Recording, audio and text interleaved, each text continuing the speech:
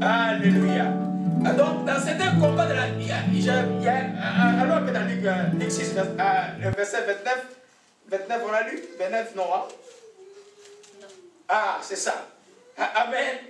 Amen. Qui a été frappé ici? Qui a qu'on lui dise, bon, écoute, tu vas, on te donne une convoi de marcher Montréal-Est à Montréal-Nord, marche à pied. Personne n'aime qu'on les force. Jésus dit, écoutons ce que le Seigneur dit. Amen. Si quelqu'un te frappe, d'abord aimez vos amis, faites du bien à ceux qui vous haïssent. Quand vous faites du bien à ceux qui vous haïssent, vous avez l'impression que vous perdez. Parce qu'en fait, ceux qui vous haïssent ne vous rendront jamais le bien. Amen. Vous faites du bien par rapport à Dieu. Vous vous privez pour des gens qui ne vous rendront pas le bien. Vous avez l'impression que vous perdez, mais vous gagnez le royaume de Dieu.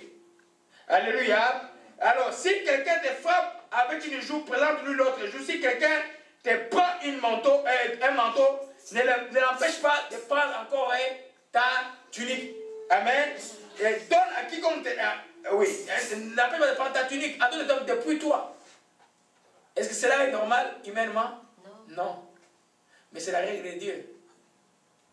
En d'autres termes, dans certains combats de la vie, des fois Dieu va te dire, ah, il va te confier ces choses, laissez-les. Tu vas voir que Dieu va les montrer qu'il ne peut pas te confisquer la chose.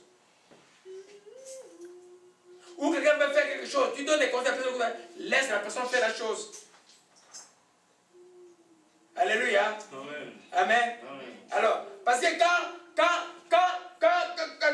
tu résistes, ça crée beaucoup de querelles, ça crée beaucoup de problèmes. Alléluia. Amen. Quand on te demande, on te présente la cérémonie de frapper dans la justice, c'est simplement que Dieu veut montrer que ne nous vengeons pas. Présentons-nous l'autre. En d'autres termes, laissons-nous dépouiller. En d'autres termes, humilions-nous. Dieu va nous venger autant convenable. Alléluia. Amen. Amen. Amen. Donc, l'homme naturel n'aime pas perdre, car Dieu, avec Dieu, on perdra toujours. Toujours, toujours pour gagner avant. Toujours pour gagner avant. Toujours pour gagner avant. Alléluia.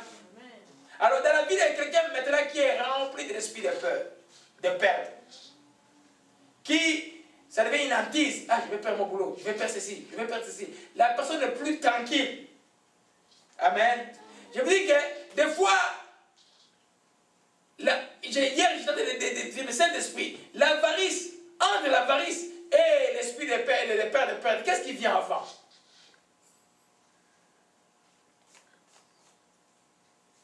Est-ce qu'un avare a peur de perdre parce qu'il est avare? Ou un avare, celui qui a peur de perdre devient avare? C'est la peur qui vient avant. Amen. Alors c'est ce que j'écrivais hier.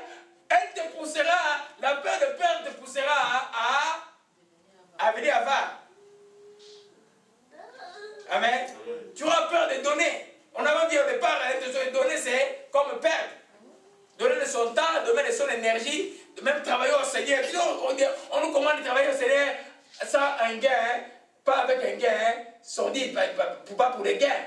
Si ton but est de travailler pour le Seigneur, tu vas prier quelque part, tu attends toujours comme il y a certains pasteurs, il va prier, puis il attend. Et on a fini la prière. Oui, mais merci frère pour aller. Non, mais on a fini la prière. Frère, merci pour aller. Non, on a fini la prière. Amen. Le pasteur attend qu'on lui donne quelque chose. Ah, là, pasteur, tu as donné le père de ta vie. Jésus a dit, vous avez reçu gratuitement, donnez gratuitement. Si quelqu'un veut donner, c'est lui qui donne de son propre gré. Ils savent comment donner à la maison des trésors, comment donner les dîmes et les offrandes. Ils les donnent volontairement. Alléluia. Donc la peur de perdre nous poussera à l'avarice et à l'appauvrissement. En d'autres termes, tu as peur de perdre, ça te pousse à l'avarice. On a vu les textes de Proverbes 11, verset 24, c'est celui qui épargne à l'excès devient pauvre. Amen. L'esprit de peur de perdre va te pousser à devenir cupide. Tu gardes pour toi. Amen. Mais jamais il va avoir des bonnes choses pour lui. Tout égal, beaucoup. Et puis, amen, il vient. Et puis, finalement, les choses, tu finiras par les perdre après parce que tu es devenu avare. Amen.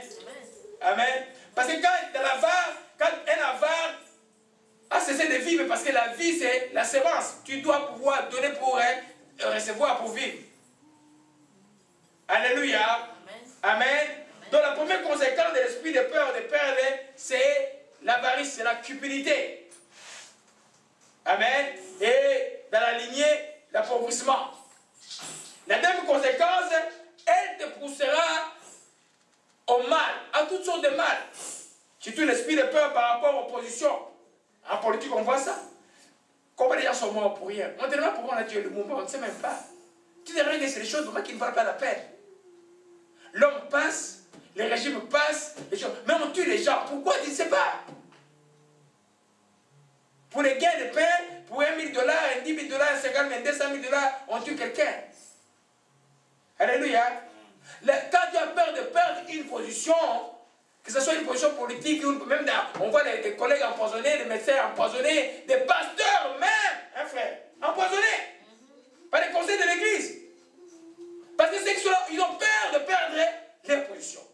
Ils étaient passés depuis des années, ils n'ont jamais prêché la parole, ils ont cru que Dieu va les attendre, ils sont en train de faire la politique, et puis un jeune pasteur arrive qui vient de terminer, et puis qui a l'onction de Dieu, et puis tout le monde devient jaloux, et puis vous entendez les jeunes hommes morts demain, empoisonnés.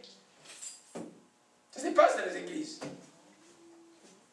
Amen. Parce que les autres ne peuvent pas perdre leur position. Amen. C'est pourquoi il faut aimer les succès des autres dans la vie. Il faut aimer quelqu'un qui réussit dans la vie. Alléluia.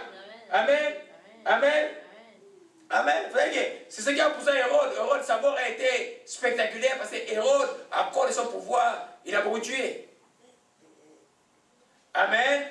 Alors, l'esprit de peur de perdre, et comme la troisième conséquence, elle te poussera à ce qui est commun comme connaissance, qui est la jalousie.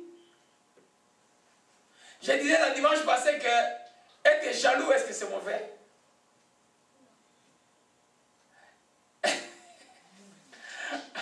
Amen.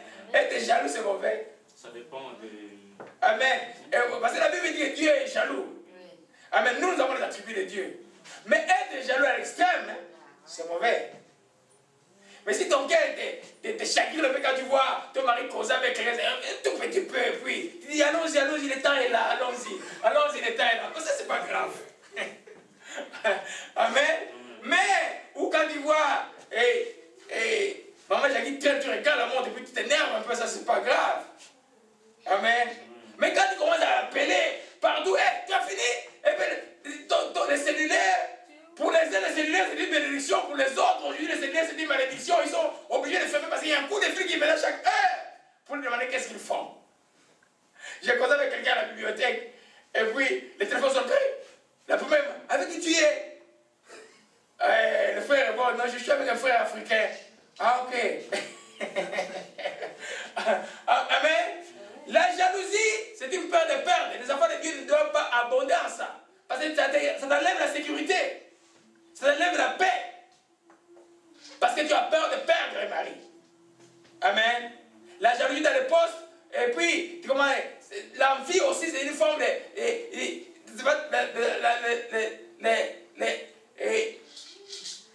tu es dans un poste, tu es élevé. La personne qui est après toi, il est dans une section, il fait notre travail, mais il regarde son boss en train d'apprendre. Oh, ce jour-là, travaille bien. Toi, dans ton cœur, tu commences à trembler. Ah, il va prendre ma poste, il va prendre mon poste. Là, ça devient dangereux. C'est la peur de perdre. Toi, tu n'as absolument rien à perdre. Rien à perdre aussi. Alléluia. Amen. La quatrième conséquence, elle te poussera au querelle. Alléluia. Amen. Les disputes de toutes sortes. Parce que mes bien-aimés,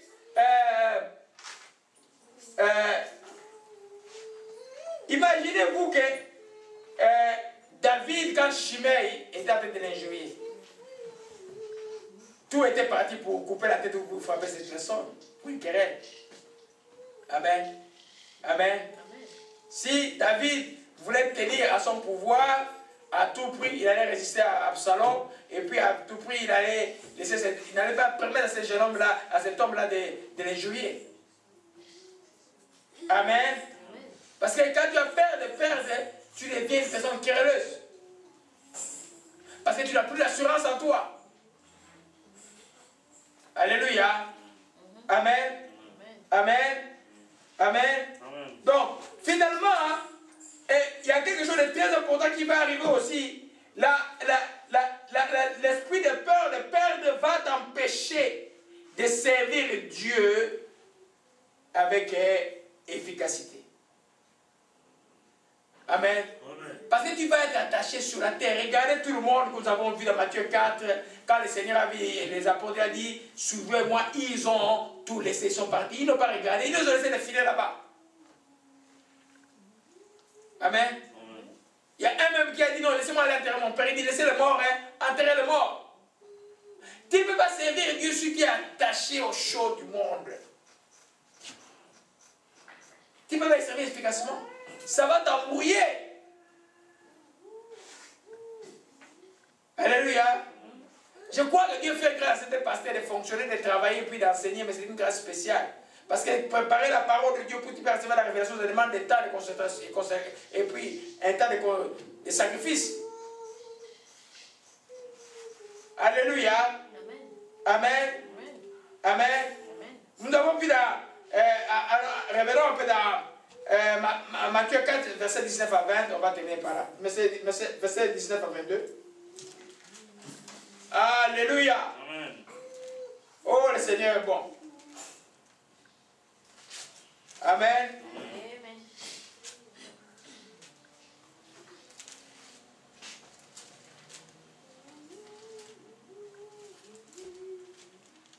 Amen.